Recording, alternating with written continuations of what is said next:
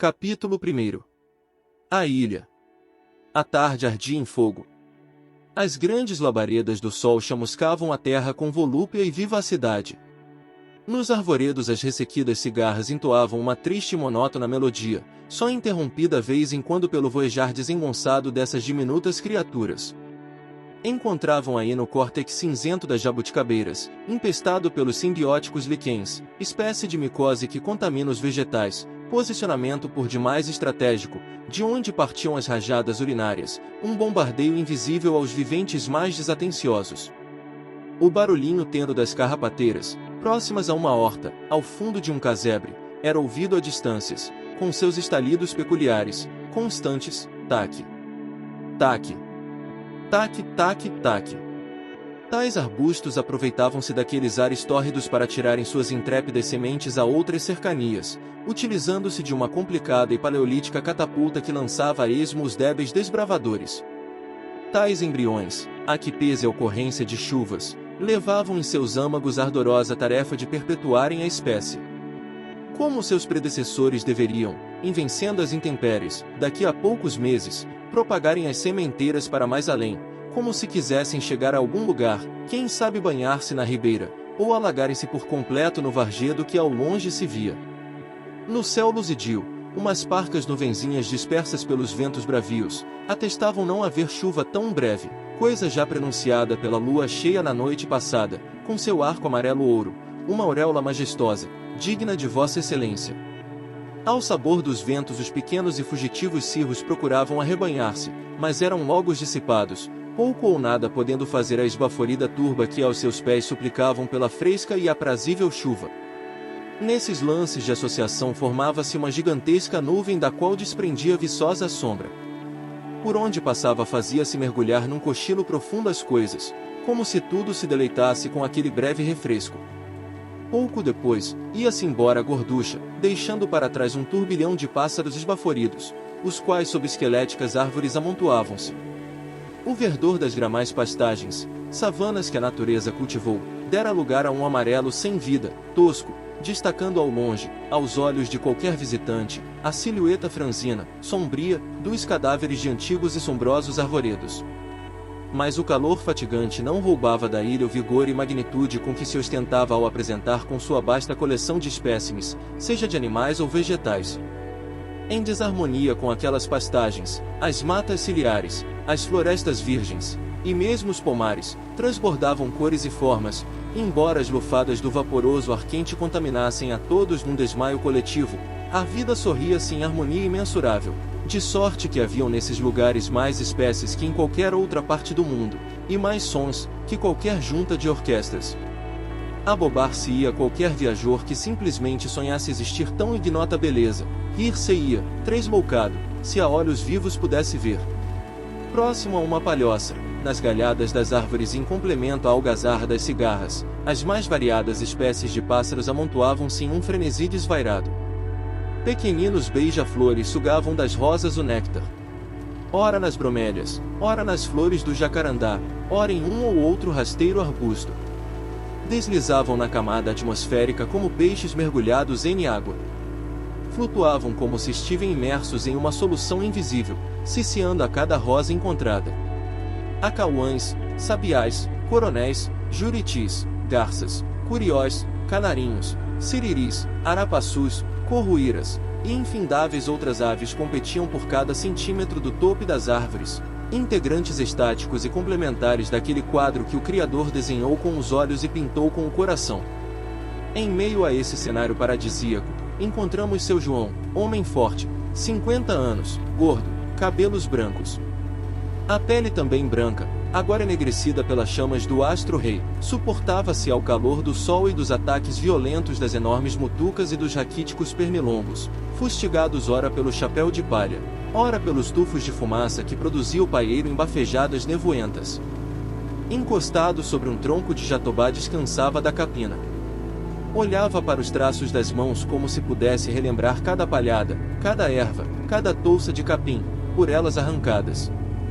O modo agreste lhe deixará cicatrizes profundas, mas isso era coisa que nunca havia cismado, pensava assim, Nos árduos meses que dedicara com os filhos, dias inteiros àquele roçado, e que lhe saltitava agora em verdoengos cachos de arroz, balançando como um mar verdejante ao sabor da viração que por essas horas começara a invadir o interior da ilha. Seu João usava uma camisa rasgada, confeccionada com saco de estopa, uma calça de linho preto, e um par de sandália de couro lhe revestia parcialmente os dedos, por muitas vezes visitados pelas saúvas e lavapés. A calça de couro, presente de um amigo defunto, velha e inseparável companheira desde os estéreis anos no sertão de Pernambuco, segurava-se ao pesado corpo por meio de um cinto fabricado no último verão, fruto de um bezerro morto por picadura de serpente. O chapéu de palha, em desmantelo sob a cabeçorra, e o binga com que acendia o veneno de espantar mosquitos, foram barganhados no mercado municipal do povoamento vizinho pela bagatela de 3 galinhas de Angola e umas ramas de mandioca. O escambo era prática comum para os ilhéus, que só conseguiam ajuntar alguns réis na época da colheita do café ou do arroz, produtos que tinham compradores certos no lugarejo de 3 Lagoas. Raros eram os que possuíam algum sustento mensal provenientes de recursos do governo pela colocação no quadro do funcionalismo público. Excluídos dessa sorte, achava-se a maioria, vivendo da pesca, da agricultura de subsistência. Dona Angélica, esposa de seu João, que lecionava como professora de ensino primário na escolinha da ilha, representava um desses abastados pela sorte. Por intermédio do irmão, e graças à experiência que apresentará em currículo adquirida nos vilarejos do interior de Pernambuco, conseguirá o emprego. Os proventos do educandário chegavam-lhe às mãos a cada 3 meses após, é claro, ardorosa peregrinação até o povoado, que ficava na outra margem do rio, 4 a 5 horas de viagem. Tais rendimentos eram poucos, mas ajudavam na compra de medicamentos, sal, roupas, sapatos, e alguns mantimentos que não podiam ser produzidos por aquela gente. Com a tarde esvaindo-se e com a chegada da sombra do anoitecer, seu João resolveu dar cabo a mais um dia de trabalho. Bateu 5 vezes com a foice nas costas da enxada a fim de extirpar o pesado barro que a tornava mais pesada. Resmungou um grito, que mais parecia um rosnado de um novilho, e logo os filhos, que o ajudavam na lide diária, aproximaram, rápidos, como soldados despertados pela corneta matutina, repentinamente surgidos entre as folhas. 3 surgiram em meio ao roçado com as ferramentas ancoradas nas costas, esbaforidos, cansados, mas com o sorriso típico daqueles que veem a vida sem enxergar os tropeços. Falaram alguma pilhéria, riram, deixaram as ferramentas junto ao tronco caído de jatobá, e partiram em direção à choupana. João ia à frente, Zé Pedro, o mais velho, ia logo atrás levando a moringa de água, seguido por Maurílio e por Vicente. Embrenharam-se na mata, a picada apresentava-lhes bastante visível e ainda era possível ver os raios do sol por entre a folhagem. Os curiangos iniciavam o seu voo noturno e ao longe já se ouvia o cantar do caburé, ave noturna, parente da coruja, agoureira, segundo a crendice daquela gente. Zé Pedro, atento ao cantar agourento da ave, comentou com o pai que lhe seguia à frente: "O caburé parece chorar um presságio." "Pai, é nada, a vizinha só está afinando as cordas." "É besteira. Não vê a coruja do moinho de vento, canta todos os dias, e nem por isso morre alguém." Respondeu-lhe o velho em tom de zombaria. "Mas dizem que coruja traz má sorte, notícias ruins," indagou Vicente em última posição, apertando os passos. "Quando a buraqueira canta a morte de alguém a gente sente na alma, e o arrepio inevitável muitas vezes vem acompanhado por uma lágrima invisível que não quer chorar, e um sentimento de medo fica preso entre garganta e boca." Prosseguiu Vicente. "Credo em cruz," benzeu-se Maurílio, roçando as mãos pelos cipós e trepadeiras, enquanto repetia em voz baixa: "Meu padim Cícero me guia. Meu padim Cícero me guia. Deixe de tonteira, homem, morte não manda recado, ela mesmo traz a notícia," blasfemou seu João. Seguiram em silêncio por algum tempo. De repente, seu João para bruscamente: "Meu padim Padre Cícero, até parece que pai não tem cisma dessas coisas." Questionou Vicente. "Tenho medo de coisa viva, seca e chuvarada," disse seu João. "E de onça?" perguntou o insistente Vicente. "Medo não, talvez um pouco de receio. Já faz muito tempo, mas a fraca memória ainda não apagou a experiência que tive com um bicho desses lá na minha terra. A danada pôs a perder um sitiozinho, terra boa, propriedade de seus avós. Falou seu João. Uma noite, parece que foi ontem, eu saí sem companheiro nenhum, nem mesmo um perdigueiro, e fui assuntar uns catetos numa ceva, trabalho rotineiro e constante que fazia sem nenhum cadinho de medo. Mas dessa feita parece que tinha algo de medonho. Um frio corria minhas costelas enquanto sentia arrepiado pelo do corpo. Prossegui, e não foi possível deixar de ouvir o cantar das corujas sussurrando o meu nome. Cheguei na ceva, pus a trepar nela o mais rápido possível, e quando já atingia o giral para posicionar-me com segurança, um vulto amarelo-preto saltou sobre minhas costas. A sorte minha foi que me agarrei num ramo de cipó a fim de evitar a queda e a morte iminente. Do giral, com uma garrucha que seu avô me deu, abati o felino. Zé Pedro sugeriu uma caçada. Contou com o apoio de Maurílio, mas o pai achou ser muito cedo entrar em desespero. Vicente também queria a caçada, desde que não participasse, ou quem sabe se contratassem alguns jagunços, lidados com braveza, matavam a onça e iam-se embora. Deixa de visagem, homem, ninguém aqui precisa de riobaldos, retorquiu o pai. Partiram numa tagarelice sem nexo, fútil, pulando de um assunto a outro enquanto rasgavam-lhes as roupas os cipós de espinhos. Poucos instantes depois chegaram a uma estrada de chão que os conduziria até a velha casa. Era possível observar dali que a ilha fora distribuída em pequenas faixas paralelas de glebas, separadas quase sempre por uma porção de mata virgem, marco divisório entre uma propriedade e outra e que não pertencia a nenhuma. Por se tratar de uma ilha, toda a faixa de terra terminava obrigatoriamente no rio, e começava ali, naquela estrada, a parte mais alta da ilha, que a dividia em duas partes.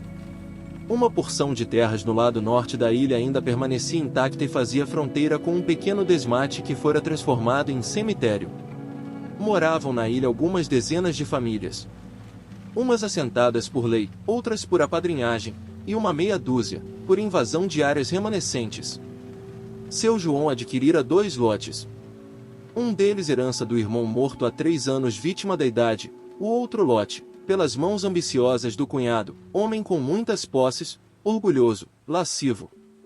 Doutor Velásquez, como gostava de ser chamado, embora nunca houvesse frequentado os assentos universitários, achava no exílio dos consanguíneos, conseguindo-lhes uma porção de terras, a maneira mais eficiente de afastá-los definitivamente, pois o que conseguirá com seu talhe ambicioso e o cavanhaque sempre bem aparado, não poderia ser maculado com a sombra paupérrima dos familiares que sempre o atormentava.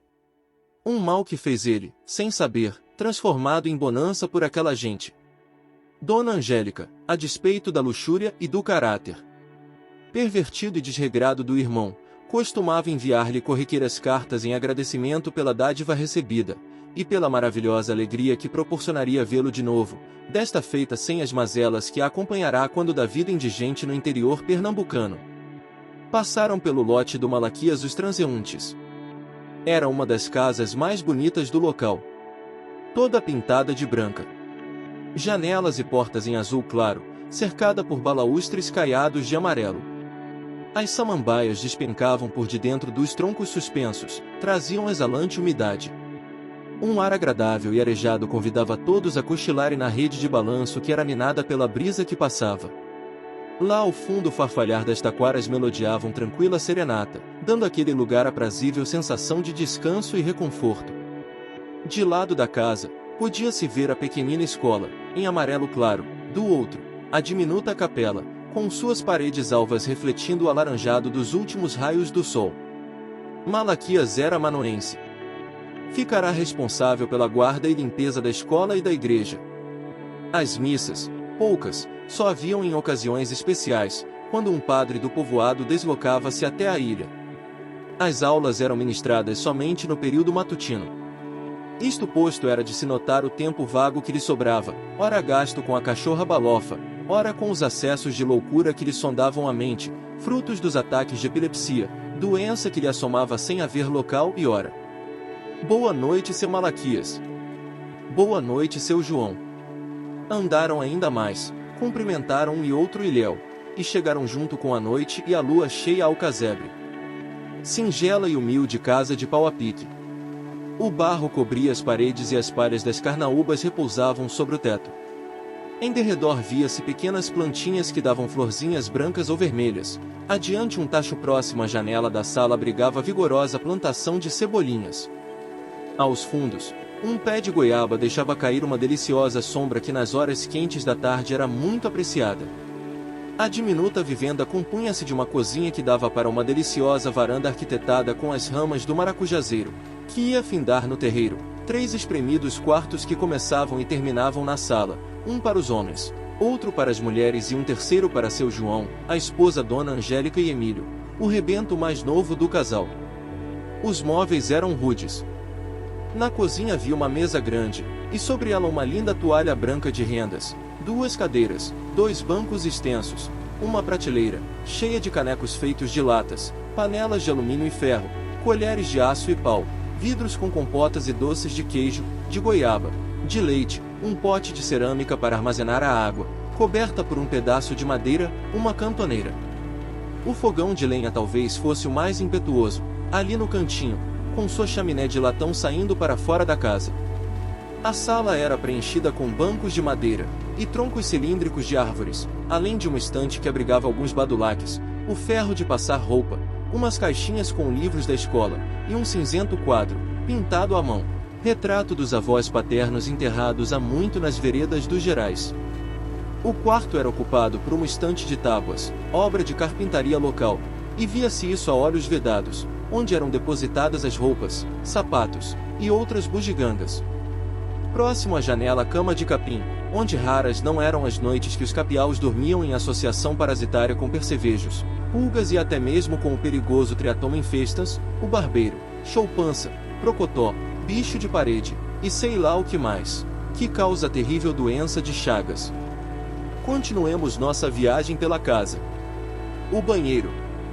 Bem, o banheiro fica a uns 30 metros do lado de fora.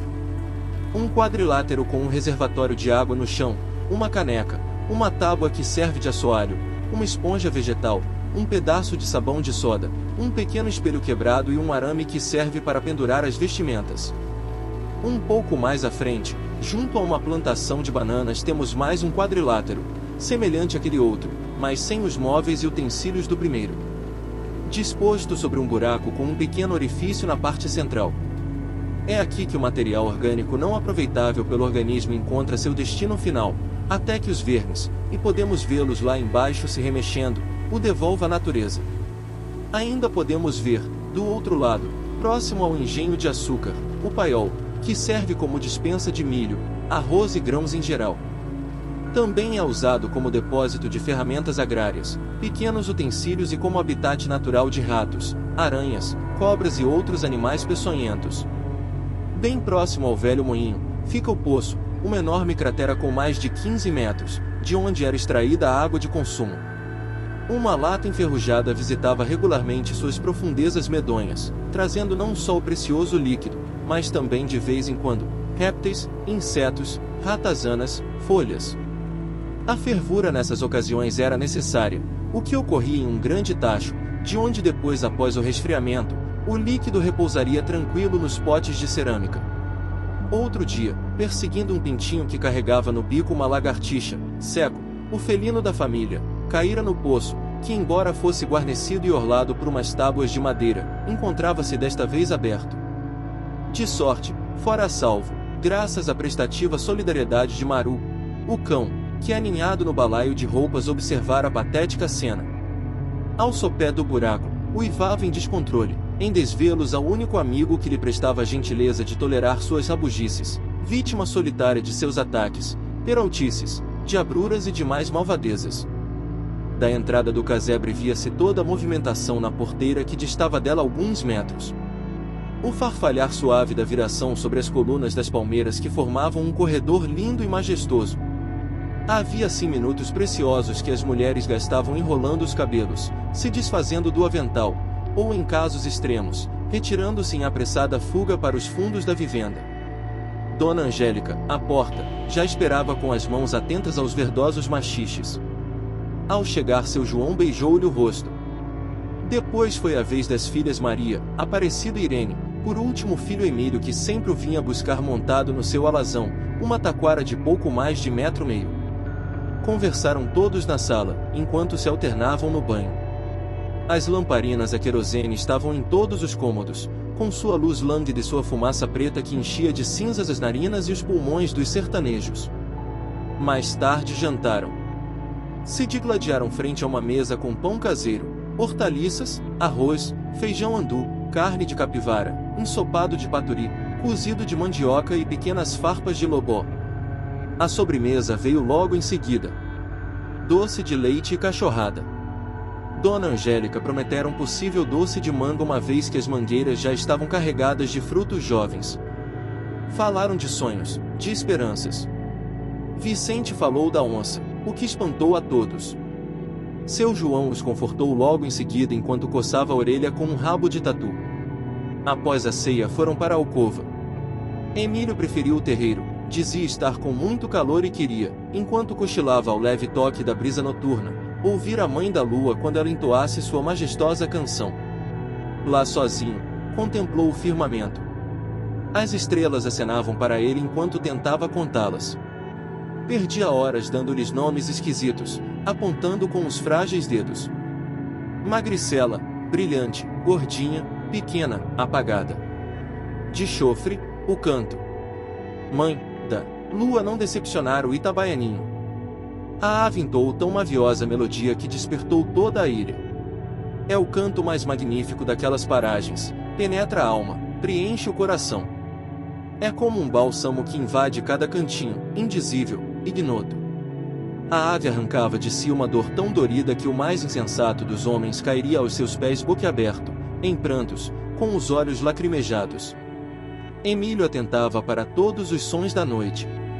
O caburé, a coruja buraqueira que fizera moradia perto do curral, os quero-queros que se inquietavam com o remexer das ovelhas, dos carneiros, dos monjolos. Ouviu o estridular dos saltitantes grilos noturnos, o desalinhar das galinhas no poleiro, o chiurar das insistentes cigarras, o arrulhar dos pombos no velho moinho e o intermitente vagaroso pilão de água. Mas nada lhe perfurava a alma como aquele canto, parecido às vozes de um batalhão de querubins, que modulavam majestoso louvor ao Criador. Naquele teatro majestoso da noite, só lhe entristecia a morte prematura dos pequeninos insetos que se atiravam em voos mortais e desvairados sobre as chamas do candeeiro. Todos, mariposas, borboletas, pequenos besouros, eram consumidos pelo calor daquela luz, tão vívida, tão mortal. Um friozinho correu-lhe nas espinhas. Os olhos pesaram. Retirou-se aos aposentos dos pais. A noite prosseguiu. A brisa agora era mais lenta, mais tenra, mais suave. O cheiro de dama da noite perfumava em derredor da casa, onde todos repousavam do exaustivo dia. O sol chegou de novo. A balbúrdia das aves canoras, em suas mais variadas formas e timbres, soava como um despertador natural para o sertanejo. A amoreira exalava seu cheiro delicioso e seus frutos azulados e gordinhos eram disputados ferrenhamente pelos sanhaços. No chão as amoras eram devoradas por um batalhão de rolinhas fogo-pagou sabiás e tico-ticos, em meio a patos e galinhas que também saboreavam o petisco. Os pés de jabuticaba estavam infestados. Sabiás de laranjeira, tizios, coronéis e alguns tucanos amontoavam-se nos galhos à procura do suculento fruto. As jandaias grasnavam às dezenas na copa dos coqueiros enquanto as araras azuis desmantelavam o arcabouço esquelético dos jatobás. Nos pés de tamarindos curiosos e os canarinhos juntavam-se aos pardais em desarmônico concerto, movimentavam-se em um frenesi desvairado, perturbador. Ali perto nas goiabeiras despencavam aos solos os frutos mais maduros que escapavam às garras afiadas dos barulhentos papagaios, das maritacas e maracanãs. Logo que vinham ao chão eram consumidos pela agitada ninhada de porquinhos que perambulava pelo terreiro. Bem-te-vis, cardeais e umas poucas tesourinhas se acomodavam no andar mais alto dos pés de laranja e atacariam com certeza quando o tumulto daquelas horas cessasse. No andar superior dos pinheiros os pássaros pretos entoavam desesperada melodia, talvez não acreditando sobrar nada daquele banquete matutino. A mata ao lado abrigava curiós, canários da terra, coleirinhas, e até um joão bobo, que observava inquieto o desfecho daquela refeição passeriformica. No térreo qualquer fruto que caísse era ligeiramente devorado pelos bacuris, ou pela turba de galinhas que se abauroavam em desmantelada carreira ao menor sinal de um fruto em queda livre. Entre puxões, beliscões e safanões os víveres eram disputados por pintos, frangos, galos, galinhas, não havendo entre eles, nesse momento, qualquer sinal de hierarquia ou consanguinidade. Os frutos do abacateiro eram dos preferidos, por sua polpa carnosa que satisfazia de imediato os mais esfaimados, mas, tanto fartura, era acompanhada pelo iminente risco de ser esmagado por outro pesado fruto. Prova disso aconteceu semana passada quando um pintinho teve sua vida ceifada por um desses monstruosos abacates, ditos coração de boi. A família enlutada do jovem galiforme chorou sua morte às pressas enquanto deleitava-se na polpa verde e amarga do fruto. O cajueiro estava florido e algumas peças maduras estavam prontas para serem degustadas pelos transeuntes lá embaixo, que esperavam ansiosos com a chegada de alguns casais de araras vermelhas. Como se não bastasse a espantosa variedade de frutos a serem observados pelas aves, estas ainda poderiam se banquetear com o turbilhão de insetos que pairavam sobre as flores das frutíferas. Abelhas, jataís, moscas, mosquitos, formigas, joaninhas e outra gama imensurável de artrópodes completavam o café da manhã dos esfomeados canouros. O grasnar inquietante da gralha nos galhos de um pé de jaca alertara a todos. Talvez algum falcão ou um gavião réu estivesse por perto, esconso, observando uma vítima em potencial. Nesse instante seu João sugava com os dedos o leite das tetas da vaca amarela. O perdigueiro Maru dormitava debaixo do banquinho. No quintal Maria debulhava as amarelas espigas, outrora graciosas bonecas de milho, e as atirava ao exército infindo de aves. Pedro tratava dos leitõezinhos, corpos fruticolosos para o próximo Natal. Há poucos dias houve matança no chiqueiro, uma obesa leitoa que rendeu mais de 20 latas de gordura, sem falar nos sacos de toucinho, pururuca e carne fresca, que ajuntaram após quase um dia com o trato do animal. Nada se perdia daquele lamacento e obeso corpo, desde as unhas e as orelhas que ferveriam no caldo suculento do feijão de corda, as vísceras que seria empregada no fabrico de sabão de soda. Vicente aguava as promissoras hortaliças e algumas plantas e ervas medicinais na horta da família. Era um cercado de lascas de madeira, de onde pendiam pés de bucha e melzinhos. As cabaceiras deixavam cair as purungas ainda verdes, ao secarem serviriam de cantil ou outros pequenos utensílios para o uso doméstico, mormente para levar ó de comer à criação. O capim-limão orlava toda a horta pelo lado de fora e servia como um obstáculo a mais para os pintinhos, os quais ainda achavam uma ou outra fresta por onde iam dar nas pequenas mudas do alface ou dos pés de tomate.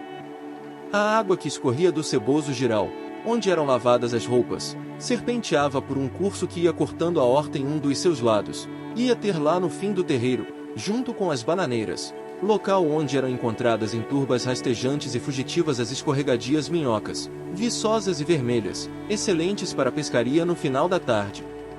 Este pequeno ribeiro, que traspassava a horta, era aproveitado para o cultivo das diversas ervas, muitas delas mimo de preto, que as tinha em abundância em seu terreiro. Dente de leão, babosa, cana do brejo, hortelã, erva cidreira, chapéu de couro, verdejavam com tanta opulência, que o menos atencioso notaria de imediato tanta beleza. As verduras eram tratadas com o desvelo que se emprega às doces criancinhas, cedo e tarde, abasteciam-lhes de água, uns estrumes de vaca, umas titicas de galinhas, uns punhadinhos de cinza e tantos outros adubos que as deixavam luzidias e saudáveis. Vicente, que dedicava-lhes maior tempo, penalizava-se ao ter que arrancar-lhe as criancinhas, mas era logo persuadido com o grito da mãe na janela da cozinha. Vicente. O coentro. Não só o coentro saltava aos olhos de quem delas se aproximassem, mas a alface, o almeirão, as pimentas bode malagueta, os tomates, os pimentões, e tantas outras farturas que amontoavam-se no pequeno alqueire. No fundo, esquecido, um urucum fazia brotar o laranja vermelho do coloral, tão apreciado no tempero dos frangos e patos, fazia danças com as mamoneiras que do lado de fora empunhavam vasta sombra. As mulheres se atinham aos afazeres domésticos enquanto cantarolavam alguma música caipira. O suave aroma de café torrado esparzia no ar junto com o cheiro de terra que emanava da rústica tapera. Assim corria a vida na ilha. Um dia semelhante ao outro, Não fosse a agitação ocasionada pelo preparo de uma novena que ocorreria logo mais à noite. Todos estavam ansiosos. Muitos viriam. Era preciso deixar tudo arrumadinho. Providenciar alguns bolos, chás e café para abastecer os noventinos. Para os adultos, além de praticar os atos e dogmas do ensino católico, era um momento para tratarem de questões relevantes. Para os mais novos, namoricos, suspiros, olhares à escondida, troca de correspondências, bilhetinhos em papéis de jornais. A pamonha e o curau seriam o prato principal da noite. Irene e Aparecida, após amarrarem um lenço na cabeça, providenciaram de tomar o caminho da roça, acompanhados por Maru, o perdigueiro. Cada uma levava um cesto de palha. Andaram por alguns minutos. O verde do milharal se matizava em várias tonalidades e lhes enchia de júbilo ver tanta fartura. Começaram a encher as cestas com as pequeninas bonecas, escolhendo-as ao acaso. Sem pressa, a miúde. "Será que Manuel vem?" questionou Irene. "Vai saber lá eu." "Você não disse que mandou o recado pela Isabel?" "Mandei, uai. Então é só esperar. Se o homem não for frouxo, 6h30 ele vai dar o ar da graça." "Não fala assim, Aparecida, ele só é muito novo para essas coisas." "O quê?" "Um homem de 17 anos. Papai casou-se com 15 e sustenta nós até hoje." "Eu sei. Nós já combinamos de pedir o consentimento do pai para a gente namorar em casa." "E ele vai aprovar?" "Tem que consentir." "Você não namora o Ricardo?" "Mas eu tenho 22 anos, você só 16. "Não importa, se ele não deixar eu fujo com Manuel." "Ah é? E vai pra onde?" "Sei lá. Ele que se ajeite. Vocês deviam era tomar juízo, e além do mais, espere. Ouça, é o Maru. Corre. Corre, Irene. Lá está ele, pega, pega. É um tatu, isca, isca." E lá se foram as raparigas atrás do pequenino, destruindo com seus bustos avantajados todos os obstáculos possíveis. Aqui ou ali se atiravam ao chão em pulos ainda mais espetaculares, enquanto o esbaforido vira-lata limitava-se a ladrar já em última posição.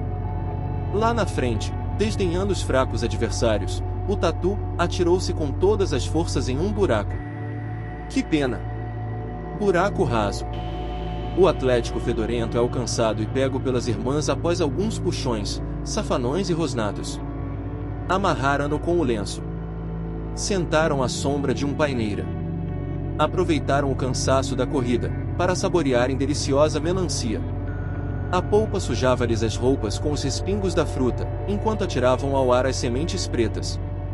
Já refeitas do torpor da caçada, acudiram de ir para casa, estufadas com o líquido volumoso que abrigaram em suas barrigas, o cesto farto das espigas de milho.